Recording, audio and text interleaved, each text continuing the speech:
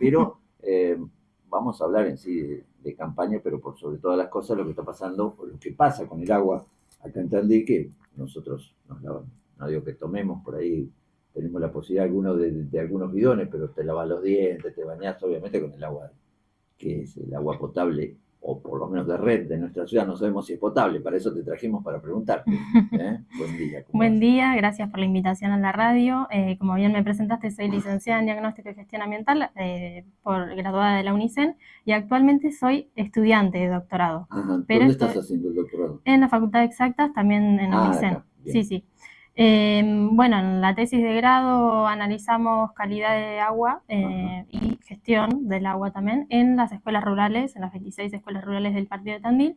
Y ahora en la tesis de doctorado estoy analizando plaguicidas en el agua subterránea y riesgo a la salud asociado. Bien, Así que tengo data de esos bien. contaminantes emergentes en particular. Bueno, empieza a contarnos, Eh, dale.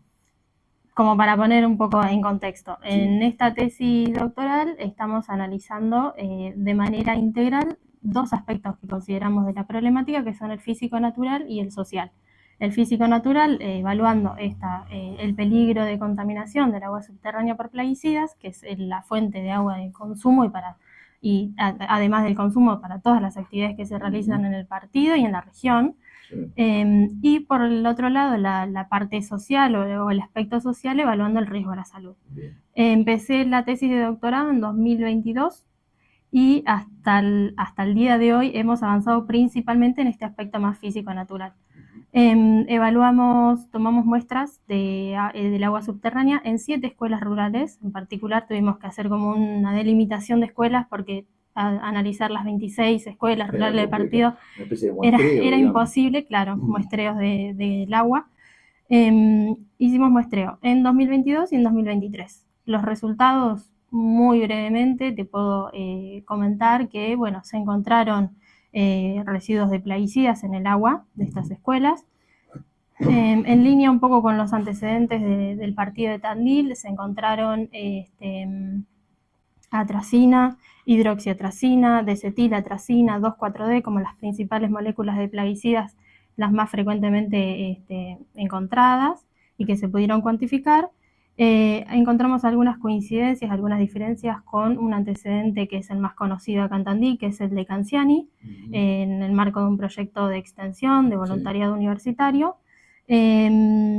Que eso, bueno, da pie para que se siga investigando, se siga profundizando, que es algo que todavía no lo pudimos hacer en el marco de la tesis, pero para que justifica, digamos, hacer un análisis más profundo de por qué se da esa fluctuación entre los resultados de ellos, que son del año 2018, y los nuestros de 2022-2023, que como dije, encontramos diferencias y algunas similitudes también. Sí, sí. Pero bueno, cabe aclarar que todos los resultados se encontraron por debajo del límite de la Unión Europea, que es el límite más restrictivo a nivel internacional y que por lo tanto se puede considerar agua potable, pero que de todas maneras encontrar residuos de plaguicidas es una alerta y obviamente nosotras digo porque somos un equipo de investigación, ¿no? Con mis directoras de tesis, bueno, decimos que esto se tiene que seguir investigando y sobre todo, bueno, la segunda parte de la tesis está de analizar el aspecto más social de riesgo a la salud.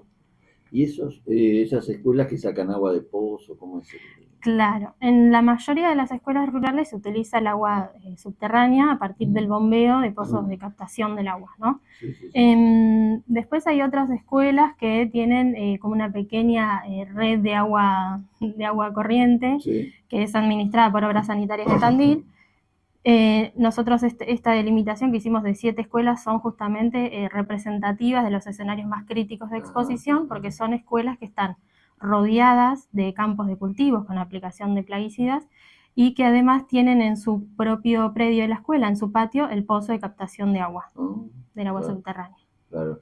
Y Betania, sin obviamente explicar muy técnicamente, pero ¿cómo se hace un análisis de cómo se toma el agua, que más o menos los pasos para que entendamos nosotros y los oyentes? Para analizar, decís vos. Sí. Bueno, en principio se hace una especie de diagnóstico, ¿no? De todos los antecedentes para ver qué buscar, como en principio porque son carísimos los análisis, entonces Claro, hay que ser imagino. como estratégico en cuanto a qué buscar. Después, bueno, se va a las escuelas, se visita, obviamente, con todo un trabajo previo, ¿no? Para coordinar esa visita y se toman muestras de agua. En lo posible se busca tomar la muestra de la primer canilla, en lo posible lo más directa del pozo de captación, No y si pesas no del mucho, tanque no pesas mucha cantidad de de agua, agua. Se toman muestras de 1 litro. 1 litro. Y Bien. esas muestras las recolectamos en botellas de plástico, Ajá. no necesariamente de vidrio, porque así lo establecía el protocolo en el cual lo basamos, y las llevamos al laboratorio de plaguicidas de INTA Balcarce. Ah, ah, Allá se congelaron las muestras y se sí, sí, sí. analizaron después, bueno, cuando se pudieron analizar. Bien, vos hablabas de las escuelas rurales y lo que se refiere a la zona urbana, digamos, donde distribuye el agua a obras sanitarias, ¿cómo estamos los que vivimos en este lugar? Bueno, No es que no me preocupe lo de la zona urbana, está bien y es preocupante, obviamente, pero digo, para saber el resto, ¿cómo estamos? Bueno, tenemos el antecedente de la Junta Vecinal por un ambiente sano Tandil, Sí. que ellos evaluaron también y tomaron muestras de agua de canillas de la ciudad y también de algunas canillas un poco más de la periferia o rural. Pero como decía al principio, es la misma fuente de agua, la que utilizamos en el campo, en el medio de una escuela rural, en el medio del campo, y la que utilizamos en Tandil es la misma fuente de agua, es el agua subterránea que se encuentra alojada en los intersticios del Sí, suelo sí, a sí, cierta claro. profundidad.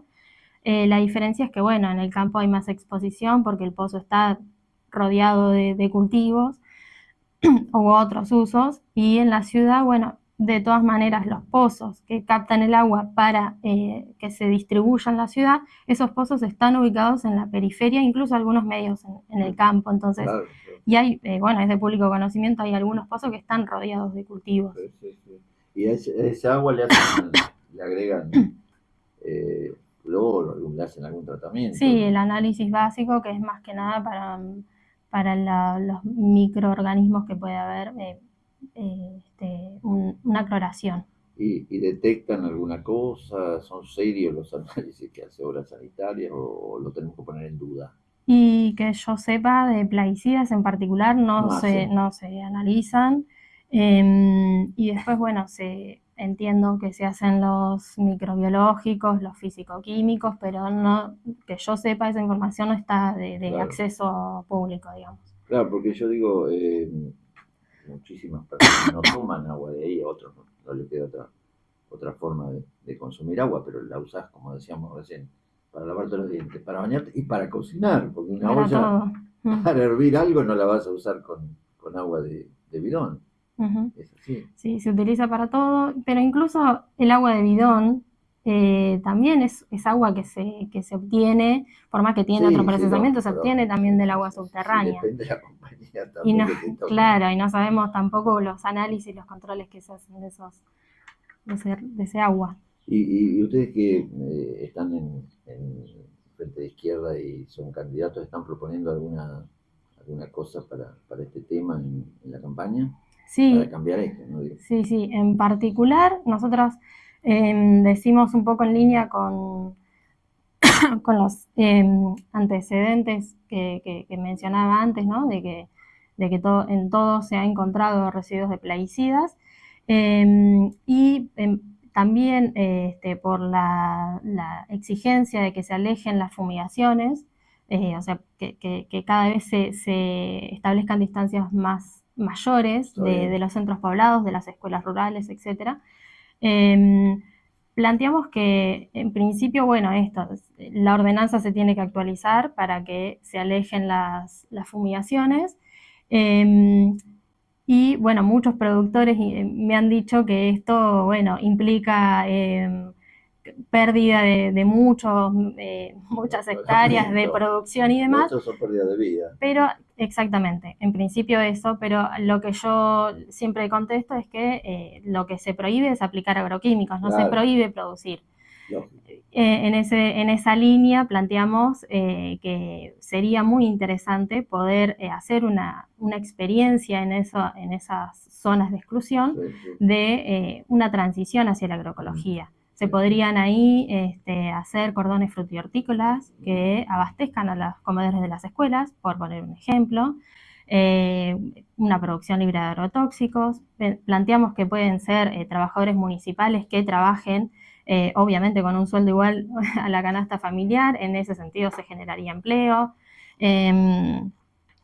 Y bueno, esa es básicamente la propuesta. Después, obviamente, profundizar y seguir analizando, que se monitoree continuamente la calidad del agua, pero también la calidad del suelo, del aire, Sí, sobre todo el de las aire, personas. casi nunca se hace nada No, de controlar cómo está el aire, ¿no? pasa que es una contaminación menos visible, Claro, pero también podían pero hacerla. existe, sí, sí, sí.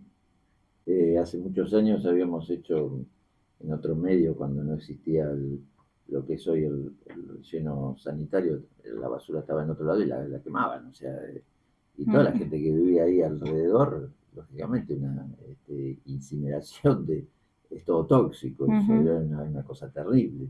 Sí, sí, sí. Incluso murieron una familia entera que estaba ahí, murieron muy jóvenes todos, una cosa terrible, pero no se hacen estudios del aire, es increíble porque obviamente no solo por los plaguicidas, está contaminado por lo que hacen las construcciones, por lo que sea, Claro, ¿no? hay muchísimas fuentes de Sí, sí, contaminación sí, que en el también aire. están menos visibilizadas incluso.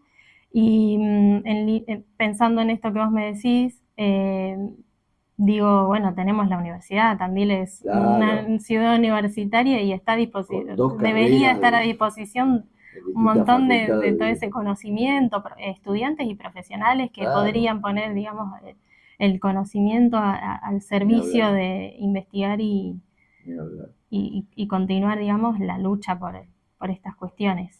Bueno, estamos dialogando con Betania Nicola, ella es licenciada en Diagnóstico y Gestión Ambiental y ahora se está doctorando en Ambiente y Salud, además candidata a concejal del Frente de Izquierda de los Trabajadores.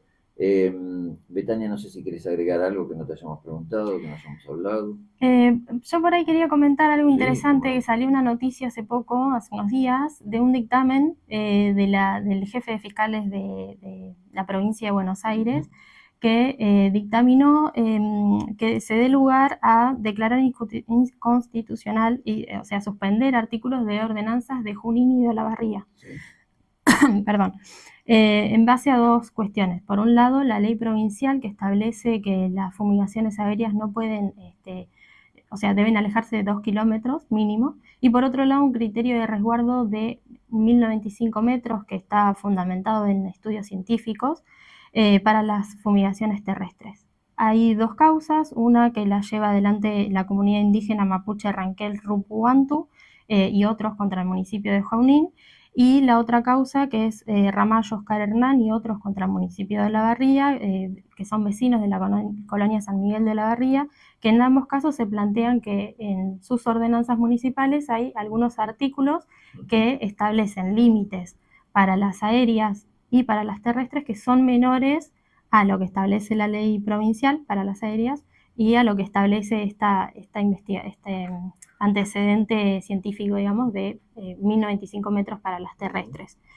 Se plantea, esa es una noticia muy interesante porque se plantea por un lado la no regresión, las normativas, las ordenanzas municipales no pueden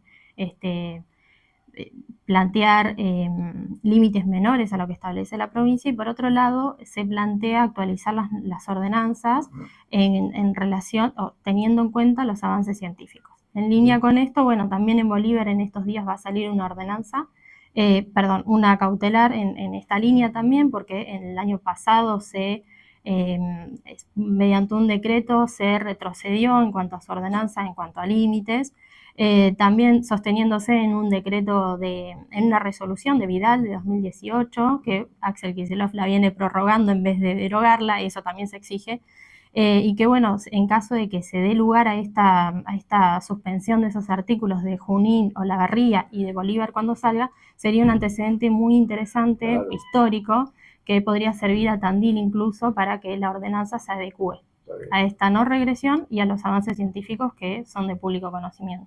Bueno, muchísimas gracias. Bueno, gracias a vos por la invitación y a la radio. Betania Nicola,